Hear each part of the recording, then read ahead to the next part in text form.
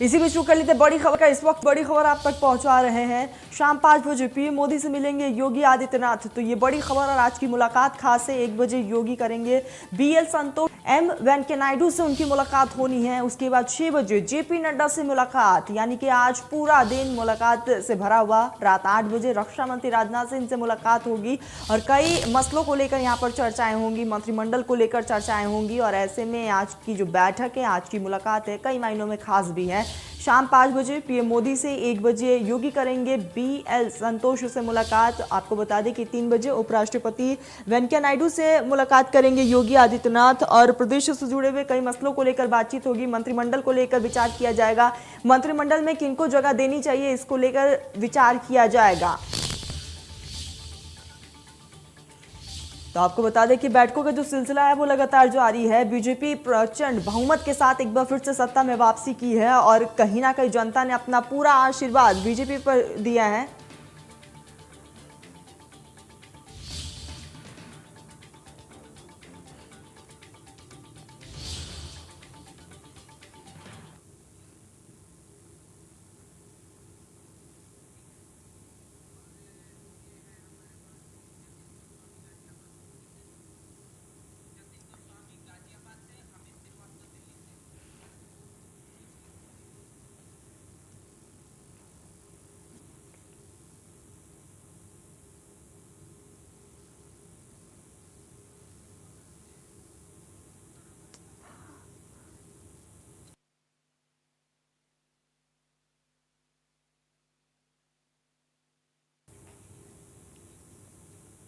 तो हमारे साथ हमारे दो सहयोगी जुड़ चुके हैं। वरिष्ठ संवाददाता अमित हमारे साथ जुड़ चुके हैं और गाजियाबाद से जतिन भी लगातार बने हुए। जतिन, आपका रुख करूंगी, सबसे पहले अमित का रुख कर लेते हैं। अमित, आज का दिन बेहद ज्यादा खास है क्योंकि आज कई वरिष्ठ के साथ सीएम योगी आदित्यनाथ मुलाकात करने जा रहे हैं। देखिए, बिल्कुल आपको पहले मैं ये बता दूं कि मैं मौजूद कहां पर हूं। मैं गाजियाबाद में हिंडन एयर बेस के बाहर मौजूद हूं। सीएम योगी जो हैं वो किसी भी वक्त यहां पहुंचते होंगे और इंतजार हो रहा है। अगर मैं कोशिश करूं एक तस्वीर इधर दिखी, जब सत्ता में आए और उसके बाद से माफियाओं पर बुलडोजर चला, तो बुलडोजर जो है बहुत सुर्खियों में रहा और सुरक्षा व्यवस्था यहाँ पर चाक चौबंद है। दिल्ली क्योंकि आज वो जा रहे हैं और अहम बैठक जो है दिल्ली में होनी है, शीर्ष नेतृत्व जो है दिल्ली में बैठा हुआ है, तो दिल्ली दरबार ये तय करेगा और वहां पर बैठक में ये तय होगा कि आखिरकार कौन जो चेहरे हैं वो मंत्रिमंडल में रहने वाले हैं। तो पुलिस व्यवस्था आप चाक चौबंद देख रहे हैं, हिंडन एयर बेस के बाहर का नजारा देख रहे हैं। जोश जो है कार्यकर्ताओं का वो काफी हाई है और जानकारी ये है कि कुछ नेता जो हैं सीएम योगी को रिसीव करने के लिए इंडियन एयर बेस के भीतर जा चुके हैं, जहां पर उनका जो निजी हेलीकॉप्टर है वो उतरेगा। तो ऐसे में निश्चित तौर पर ये जो आज का दिन है वो बहुत अहम, बहुत महत्वपूर्ण होने वाला है। रक्षा मंत्री से मुलाकात वो करेंगे, बीजेपी अध्यक्ष जेपी नड्डा से वो मुलाकात करेंगे दिल्ली में। इसके अलावा गृह मंत्री अमित शाह से मुलाकात करेंगे और जब से प्रचंड बहुमत उन्हें दोबारा मिला है उसके बाद से पहली बार सीएम योगी की मुलाकात प्रधानमंत्री मोदी से होनी है। तो इस तमाम चीजों को, इस तमाम सिनेरियो को देखते हुए आप अंदाजा लगा सकते हैं कि उनका दिल्ली जाना आज का दिन कितना महत्वपूर्ण। बिल्कुल जतिन, यहाँ पर आज का दिन बेहद खास और तमाम तैयारियां भी है। जतिन लगातार बने रहिएगा। अजीत हमारे साथ बने हुए। अजीत, आज का दिन बेहद खास है। आज कई वरिष्ठ नेताओं से सीएम योगी की मुलाकात है। बिल्कुल साफ तौर पर हम कहें तो जिस हिसाब से यूपी सदन के बाहर आपको पहले नजारा दिखा था, फिर आपको पूरा शेड्यूल में बताता हूं कि कैसे लोग यहाँ पर हिंदू युवा सेना के लोग जो है दिल्ली के, वो यहाँ पर मौज मस्ती और गाजे बजाते देखे जा रहे हैं, यानी एंजॉय कर रहे हैं और साफ तौर पर मोदी के वेलकम के लिए लोग खड़े हुए हैं। तो वहीं अगर बात करें हम तो जो आज का शेड्यूल है यूपी सदन में, करीबन हम कहें तो आधे घंटे 45 मिनट में खुद यहाँ पर योगी आदित्यनाथ यहाँ पहुंच जाएंगे और उसके बाद से जो मीटिंगों का दौर शुरू होगा वो तकरीबन 1 बजे होगा। जो संगठन महामंत्री है बीएल संतोष, उनके साथ 1 बजे की मीटिंग तय है। उसके बाद से 3 बजे जो मीटिंग होगी वो आपकी वेंकैया नायडू जो कि उपराष्ट्रपति हैं उनसे 3 बजे की मीटिंग है। 5 बजे हो सकता हो कि पीएम मोदी के साथ उनकी मुलाकात है, क्योंकि अभी कंफर्मेशन नहीं है, लेकिन 5 बजे संभावनाएं जताई जा रही है कि पीएम मोदी के साथ मीटिंग होगी। 6 बजे जो होगी वो होगी राष्ट्रीय अध्यक्ष जेपी नड्डा के साथ और रात 8 बजे जो मीटिंग है वो मीटिंग होगी रक्षा मंत्री राजनाथ सिंह के साथ, क्योंकि राजनाथ सिंह लखनऊ से सांसद भी हैं और कहीं ना कहीं भूमिका भी उत्तर प्रदेश में उनकी अहम रही है।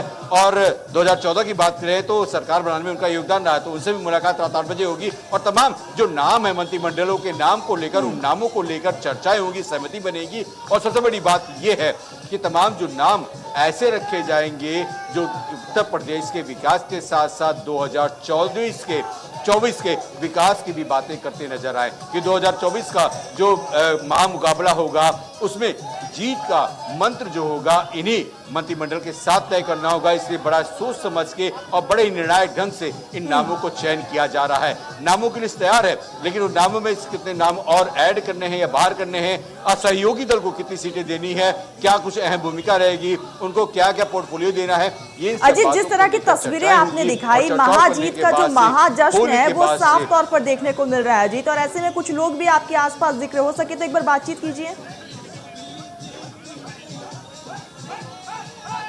बिल्कुल साफ तो पर है। देखिए यहाँ पर जो हिंदू सेना के लोग हैं वो यहाँ पर एंजॉय करते नजर आ रहे हैं। इनसे बात कर लेते हैं और जानने की कोशिश करते हैं कि जो लोग हैं वो मस्ती में है, एंजॉय करते नजर आ रहे हैं। आप काफी खुश हैं क्योंकि योगी जी अभी आने वाले हैं, 45 मिनट लगेगा। क्या खुश तो आप भी हैं, तभी यहाँ पर है। पूरा देश प्रदेश खुश है। उत्तर प्रदेश से ही देश की संरचना होती है ना। हम तो 3 दिन से नाच रहे, झूम रहे, खुशी कर रहे हैं। ये भारत की जीत है, भारत की जीत है। फिर ये जीत को कैसे देखते हैं? 2024 का भी लड़ाई बाकी है अभी। बिल्कुल बिल्कुल बिल्कुल। देखो, जनता का ये बहुत बड़ा लोकतंत्र का महापर्व था। 5 साल माननीय योगी आदित्यनाथ जी ने जनता की सेवा की, परिवार के सदस्यों की। उन्होंने पुनः परिवार के मुखिया को मुख्यमंत्री रूप में स्थापित किया।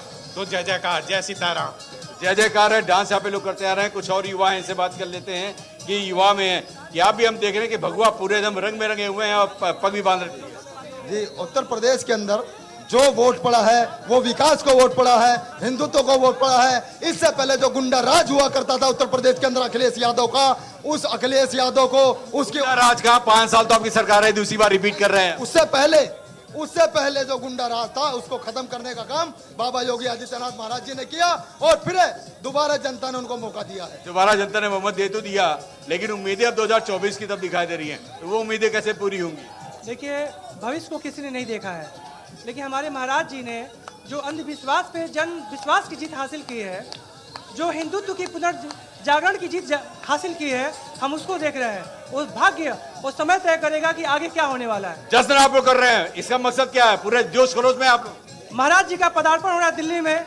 हिंदू युवा वाहिनी के क्विक सोल्जर होने के नाते आज उनके अभिनंदन के लिए हमारी टीम आई हुई है।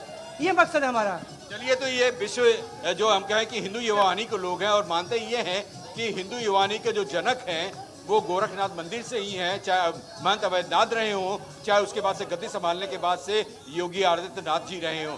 तो उनकी ये विंग्स है जिसको लेकर यहाँ के जो दिल्ली विंग्स के लोग हैं वो यहाँ पर आए हुए हैं वेलकम करते हुए, इसीलिए नाच गाते हुए। बिल्कुल अमित, और लोगों में उत्साह जो है वो साफ तौर पर देखी जा रही है और साफ तौर पर वेलकम करने के लिए लोग वहां पर मौजूद है। बने रहिएगा, जतिन हमारे साथ लगातार बने हुए। सीधा गाजियाबाद का रुख करते हैं। जतिन, लोगों में भी काफी ज्यादा उत्साह देखने को मिल रहा है, किस तरह की तस्वीरें आप वहां देख रहे हैं? देखिए, तस्वीरें मैंने आपको दिखाई और फिलहाल सुरक्षा की यहाँ पर तस्वीर है। अगर मैं अपने साथी से कहूँ एक बार इधर तस्वीर दिखाएं हिंडन एयर बेस के बाहर की, तो आप देखिए चाक चौबंद सुरक्षा व्यवस्था है। ये जो रास्ता है ये हिंडन एयर बेस के बाहर जैसे ही यहाँ उनकी गाड़ी निकलेगी हिंडन एलिवेटेड रोड की तरफ जाएगी और वहां तक ये सुरक्षा व्यवस्था जो है वो है। हिंडन एयर बेस के भीतर ज्यादा किसी को जाने की इजाजत नहीं होती। हालांकि जो लोग उनको रिसीव करने जाएंगे वो जानकारी के मुताबिक अंदर जा चुके हैं। मैंने पहले ही आपको बताया कि यहाँ पर देखिए बुलडोजर भी आ चुका है। मायने इन तस्वीरों के बहुत हैं, अलग अलग मायने हैं, लेकिन मायने सबसे ज्यादा आज जो हैं वो उस बैठक के हैं जो दिल्ली में होने वाली है। क्योंकि जितनी भव्य जीत जो है बीजेपी की यूपी में हुई है, प्रचंड बहुमत मिला है, उतना ही दिव्य वो कार्यक्रम होने वाला है जिसमें शपथ ग्रहण होना है। तो शपथ ग्रहण के दौरान वो कार्यक्रम दिव्य किस तरह से होगा जब शीर्ष नेतृत्व के से जुड़े हुए तमाम दिग्गज भी उस कार्यक्रम में मौजूद होंगे। लेकिन उसके साथ साथ कौन कौन चेहरे मंत्रिमंडल में शामिल होंगे, कौन कौन कैबिनेट में होंगे, तो ये भी सबके निगाह में है। सभी लोग ये जानना चाहते हैं, जिज्ञासा है। लेकिन आज लगभग वो तय हो जाएगा कि कौन कौन जो चेहरे हैं मंत्रिमंडल में होंगे, उप मुख्यमंत्री का चेहरा कौन होगा। तमाम चीजें हैं जिस पर सबकी नजर बनी हुई है। हम भी एक एक अपडेट लगातार बता रहे हैं। कुछ ही देर में बस सीएम योगी यहाँ पहुंचते होंगे और फिर दिल्ली की तरफ उनका जो काफिला है वो रवाना हो जाएगा। जी बिल्कुल जतिन, लगातार आप भी हम तक पल पल की अपडेट पहुंचा रहे हैं और लगातार जतिन उत्साह जो है वो लोगों का कम नहीं हो रहा। जतिन बने रहिएगा, सीधा हम अजीत का रुख करते हैं। अजीत, हम चाहेंगे आप एक बार तस्वीरें दिखा दीजिए, किस तरह की तमाम तैयारियां हैं वहां पर। बिल्कुल साथ पहले हम यूपी सदन की तैयारी को दिखा दें। गेट पे आप देखेंगे कि फूल माला ऐसे ही सजा हुआ है। तमाम जो है पुलिस फोर्स वो तैनात हैं, यानी यहाँ पर हम देखें कि सीआरपीएफ के जवान जो हैं वो तैनात कर दिए गए हैं सीआरपी के। और साथ पर है कि यहाँ पर तमाम जो अधिकारी हैं सदन के अंदर वो सिक्योरिटी के अधिकारी सभी लोग अंदर मौजूद हैं। और बाहर का नज़ारा तो आपको हम विजुअल के जरिए दिखा देते हैं कि रंगीन नज़ारा यहाँ पर हो रखा है। और हिंदू आवानी के जो चाहे उत्तर प्रदेश के हो या दिल्ली के संगठन के लोग हो, ये यहाँ पर आ चुके हैं और कम से कम इंजॉय करते नजर आ रहे हैं। साफ तौर पर है कि यहाँ पर आप देखेंगे कि उत्तर प्रदेश के सीनियर ऑफिसर भी यहाँ पे आप पहुँच चुके हैं, जो नोएडा के हैं, गाजियाबाद के, वो भी यहाँ पर आ चुके हैं। यानी सुरक्षा व्यवस्था के पूरे इंतजाम भी यहाँ पर उत्तर प्रदेश के खासकर पुलिस ने भी वो भी संभाल रखी है, दिल्ली पुलिस के साथ साथ। और उत्तर प्रदेश के ट्रैफिक पुलिस वाले भी यहाँ पे मौजूद हैं, जो पूरी ट्रैफिक में प्रोटोकॉल में उनके साथ सीएम के साथ यहाँ पे चलते नजर आएंगे। तो साथ पर है कि युवा वाहिनी के साथ साथ तमाम जो लोकल लीडर हैं वो भी यहाँ पर आ चुके हैं। उत्साह है, जोश है, क्योंकि दिल्ली में पहला आगमन है दूसरी जीत के बाद से, प्रचंड जीत के बाद से। क्योंकि बीजेपी को अकेले दम पर 255 सीटें मिली हैं और गठबंधन के साथ अगर बात करें तो 273 सीट जब मिली है दूसरी बार, उसके बाद से उत्साह ज्यादा है। क्योंकि जो उम्मीद किसी को नहीं थी रिपीट होने की, वो उम्मीद के साथ भारी भरकम के साथ यहाँ पर जीत हासिल की और 37 साल का रिकॉर्ड तोड़कर उन्हें साबित कर दिया कि नोएडा कोई ऐसी बात नहीं कि नोएडा में कोई आएगा तो हार जाएगा और दूसरी बात सरकार नहीं बना पाएगा। दोनों मिथ्या को यहाँ पे गलत करते हुए साबित कर दिया कि जो काम करेगा, जो गरीबों के साथ रहेगा, उनको मकान देगा, रोटी देगा, जनता उसके साथ जुड़ी रहेगी। और इसी मसौदे को आगे बढ़ाकर तमाम मंत्रिमंडल का गठन भी किया जाएगा कि कम से कम वो जो लोग हैं उनका पूरे से ध्यान दिया जाए और जो लोग दूर हुए उनको वापसी कैसे किया जाए, वो तमाम रणनीति भी उन तमाम मंत्रिमंडल के साथ तय की जाएगी। अमित, क्या लगता है मंत्रिमंडल में किन नए चेहरों को यहाँ पर जगह मिल सकती है? अमित, अब देखिए सातों पर है कि कहीं ना कहीं जो सूत्र बता रहे हैं, माना जा रहा है कि देवरिया से भी कुछ नामों की यहाँ पे इस बार मौका मिल सकता है। जो नए चेहरे हैं उनमें से एक मौका उनको मिल सकता है। वहीं अगर बात करें हम तो जिस हिसाब से पावर मिनिस्टर रहे हैं उनके ओहदे को बढ़ाया जा सकता है। बेबी रानी मौर्य का भी यहाँ पे ओहदा बढ़ाने की बात की जा रही है। कुछ ऐसे पुराने जो लोग हैं जो संगठनात्मक रूप में काम किए उनको भी जो जीत के आए हैं उनको भी यहाँ पर मौका देने की बात कही जा रही है कि उनको भी यहाँ पे मौका दिया जाएगा। उनके भी एक्सपीरियंस का पूरा फायदा उठाया जाएगा और एक्सपीरियंस के साथ साथ जो वहाँ पे जमीनी हकीकत है उनसे साथ जो जुड़ाव रखे हुए हैं उनको भी यहाँ पर आगे की रणनीति पे कायम किया जाएगा। खासकर हम कहें तो रायबरेली अमेठी से भी उम्मीद जताई जा रही है कि एक नाम उसमें भी शामिल हो सकता है, क्योंकि कुछ अहम सीट हैं, चाहे वो अयोध्या की बात कर ले हम तो उनमें से भी कुछ नामों का है कि चयन हो सकता है। तो अब देखना होगा कि जो नाम लिए गए। बिल्कुल अजीत, अब सभी की निगाह टिकी हुई है कि किन नए चेहरों को जगह मिल सकती है। अजीत बने रहिएगा, सीधा जतिन का रुख करते हैं। जतिन, क्या कुछ अपडेट फिलहाल, सीएम योगी कब तक पहुंचेंगे? देखिए जोश जो है कार्यकर्ताओं में काफी हाई है। मैं आपको यहाँ दिखाऊं, देखिए योगी मोदी जिंदाबाद के नारे लग रहे हैं, एक बार नारे सुनवा देते हैं क्या वो कह रहे हैं। ये हिंडन एयरबेस के बाहर का नजारा है। सीएम योगी किसी भी वक्त यहाँ पहुँचते होंगे। एक बार बात कर लेते हैं कार्यकर्ताओं से, वो क्या कह रहे हैं। इस बीच आप सुरक्षा व्यवस्था देख लीजिए, जोश काफी हाई है आज लोगों का। आप लोगों का जोश आज काफी हाई है, बहुत ज्यादा चाहिए, तभी तो शेर को देखने के लिए जनता आई हुई है। दोबारा बहुत अच्छे बहुमत से आई है, तो हमारे योगी बाबा की सरकार जिंदाबाद जिंदाबाद। तो स्वागत की तैयारी कर रहे हैं यहाँ पर। स्वागत की तैयारी कर रहे हैं, बिल्कुल। क्या कहेंगे, स्वागत की किस तरह की तैयारी है? जिंदाबाद, करो रास्ते की तैयारी, आ रहे हैं भगवादारी। एक बार फिर योगी सरकार, महाराज जी ने दिखा दिया है, एक बार फिर जो आतंकवादी है उनका बुलडोजर चलने वाला है उन पर। देखो कौन आया। तो आप देखिए, मैं आपको सुरक्षा व्यवस्था का नजारा भी दिखा देता हूँ।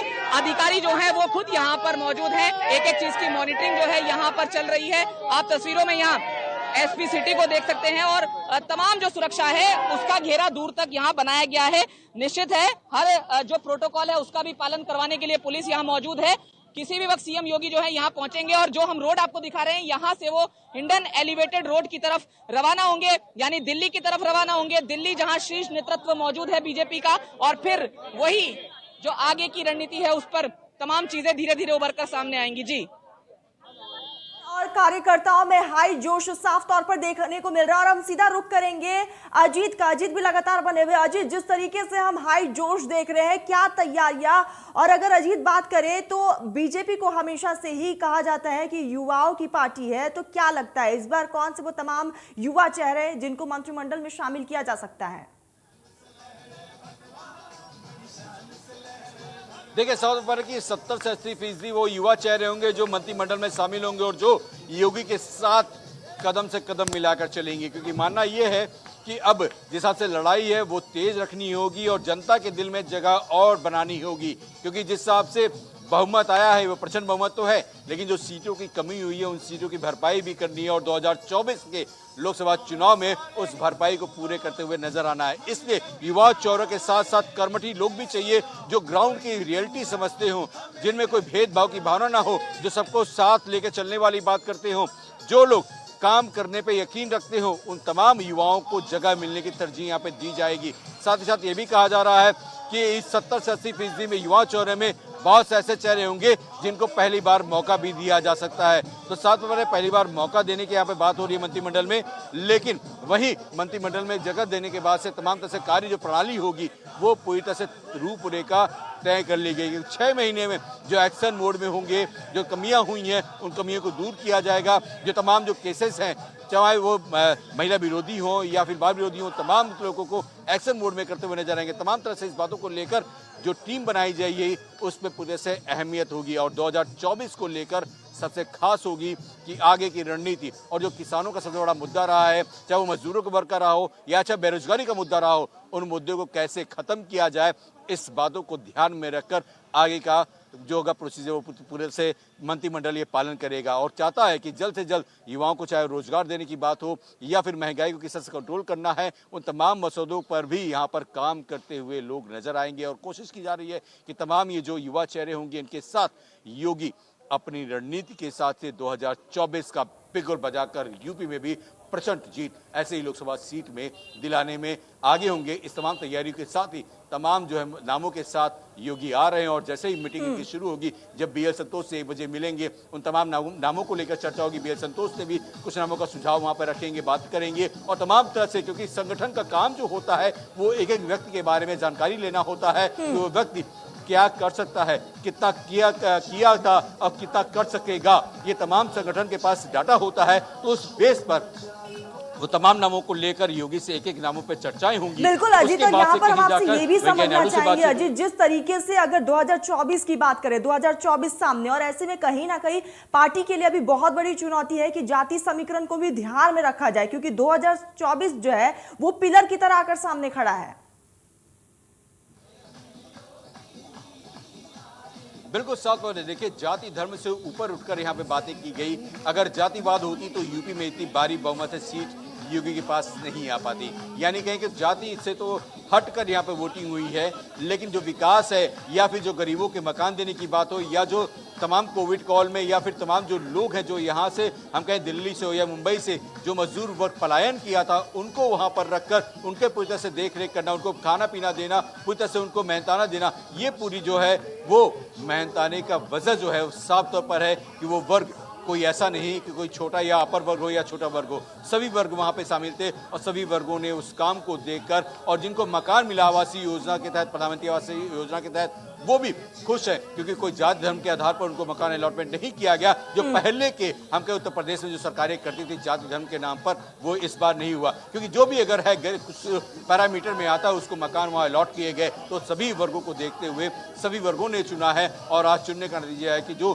बीजेपी एक सिंगल लार्जेस्ट पार्टी है, 255 सीट लेके आई और अपने संगठन के साथ मिलकर, सहयोगी दल के साथ मिलकर हम बात करें 273 सीट पर जो जीत हासिल की है, तो कहीं ना कहीं अब इस जीत को और इस आंकड़े यानी परसेंटेज, वोटिंग का परसेंटेज को भी बढ़ाने की कवायद होगी कि कम से कम जो हमारा कमियां रह गई हैं उन कमियों को भी दूर कर उन तमाम और लोगों की जो इच्छाएं या मंशाएं हैं उन तक वो पहुंच सके और उनकी कमियों को दूर की जा सके। सरकार की पहली कवायद ये भी रहेगी और इसी बात को लेकर संगठनात्मक तौर पर और मंत्रिमंडल ये दोनों मिलकर मंथन भी करेगा और इस पर काम भी करेगा। इसीलिए क्या वो योगी लगातार जो संगठनात्मक रूप में बातचीत करेंगे या तमाम जो मंत्रियों से मिलेंगे, पीएम से मिलेंगे, उन तमाम नामों की फहरिस्त में कितने नामों की एंट्री मिलती है, सहयोगी दल को क्या क्या जगह मिलती है, ये देखना दिलचस्प होगा। क्योंकि निषाद पार्टी ने भी का जो हम कहें तो बहुतायत कम था, लेकिन योगी के साथ आते उनकी भी जो संख्या में इजाफा हुआ है, तो निषाद पार्टी को भी अहम भूमिका वहां पे दी जाएगी। अपना दल में भी जो भूमिका है, अपने दल में से कितने लोगों को जगह मिलती है, एक आदमी को, तो वो एक आदमी कौन होगा, अहम भूमिका उसको क्या देती है, सबसे बड़ी बात यहाँ देखनी होगी। लेकिन फिलहाल वो चाहते हैं कि जो भी शख्स होगा, जो भी साथ में मंत्रिमंडल में काम करेगा, मंत्रिमंडल में उन्हीं को जगह दी जाएगी जो हकीकत में ग्राउंड पे रह के काम करता है और जो 16 घंटे से ज्यादा पब्लिक के लिए काम करेगा और जो सोचेगा और आगे की जो रणनीति रहेगी, जो भी कमियां रही हैं उनको दूर करेगा, कि चाहे वो पावर सेक्टर हो या तमाम तरह से सेक्टर में जो काम किया है श्रीकांत शर्मा ने, उसकी भी भरपाई यहाँ पर होगी। और कहीं ना कहीं उनका जो श्रीकांत शर्मा की पदोन्नति, ये भी संभावनाएं जता रही है कि उनको मिल सकती है। और बेबी रानी मौर्य की बात कर लें तो उनको भी कुछ उपलब्धियां मिल सकती हैं। अब देखना होगा कि कई और बड़े नाम जो युवा चेहरे हैं उनमें कौन कौन से, क्योंकि जिस हिसाब से बातें बिल्कुल अजीत, और कहीं ना कहीं आज जो तस्वीरें हैं वो क्लियर हो जाएगी। अजीत और जतिन, तमाम जानकारी हम तक पहुंचाने के लिए हम आगे भी लगातार आपसे अपडेट लेते रहेंगे। फिलहाल अब रुकते एक छोटे से ब्रेक के लिए, ब्रेक के बाद जल्द हाजिर होंगे।